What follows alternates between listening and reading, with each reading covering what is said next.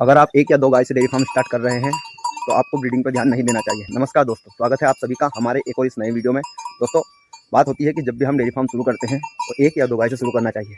तो क्या उस समय हमें ब्रीडिंग पर ध्यान देना चाहिए? तो नहीं दोस्तों, हमें उस समय ब्रीडिंग पर ध्यान नहीं देना चाहिए, क्योंकि जब हम एक या दो गाय से डेयरी फार्म की शुरुआत करते हैं उस समय शुरुआत में तो हमें हमारी जो गाय होती हैं वो अच्छा दूध देती हैं, उसके कारण उनका जो फीडिंग है या जो काफ का फीडिंग है वो आराम से निकल आता है। लेकिन दोस्तों, जैसे जैसे दूध गिरने लगता है पशुओं का फीडिंग का जो मैनेजमेंट है वो बिगड़ने लगता है।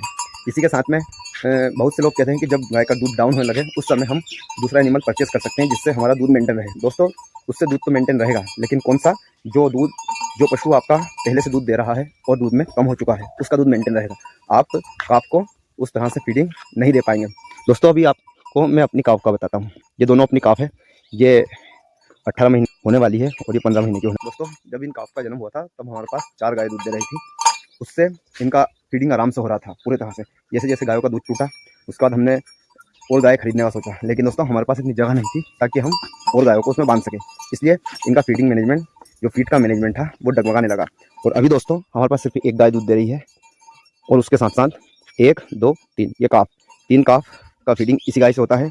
इधर ये हमारी ड्राई काऊ है जो कि लगभग 2 महीने से 2.5 महीने में दूध करेगी फीड। इसी गाय के दूध से इन 5 पशुओं का फीड भी और खुद इस गाय का फीड भी इसी गाय के दूध से निकलता है। तो दोस्तों, जब एक गाय अगर दूध दे रही है और 5 पशुओं का फीड उसी के दूध से आ रहा है तो दोस्तों इसमें हमें अपनी जेब से भी देना पड़ता है। तो दोस्तों, हमारे घर पर भी या आपके घर या किसी के घर पे जो पशु रखते हैं उनके घर पे भी दूध की बहुत ज़्यादा, लगभग 2 से 3 लीटर दूध की खपत पर डे होती है। वो दूध भी अलग चला जाएगा। इसलिए दोस्तों, जब भी आप एक या दो गाय से डेयरी फार्म शुरू करें उस समय आप ब्रीडिंग पर ध्यान नहीं दें जब तक आपका पूरा मैनेजमेंट जम न जाए। और जब भी आप ब्रीडिंग पर ध्यान दें तो लगभग कम से कम काफ पर ध्यान दें। जैसे हमने इन दोनों काफ पर दिया है। अभी तो हमारी काफ लगभग बढ़िया है और इनका फीड का मैनेजमेंट भी बिगड़ा हुआ नहीं है। लेकिन पिछले साल हमारे पास जो भूसा होता है उसका शॉर्टेज हो गया था, लेकिन इस साल बढ़िया है। अभी ये देखिए, इस काफ को मैंने थोड़ा सा भूसा उसमें खली डाली हुई है, लेकिन ये नहीं खा रही है क्योंकि धाप चुकी है। अब जैसे जैसे इस गाय का दूध टूटेगा हमारे पास दूध की कमी आएगी और फिर से इनका फीड का मैनेजमेंट बिगड़ जाएगा।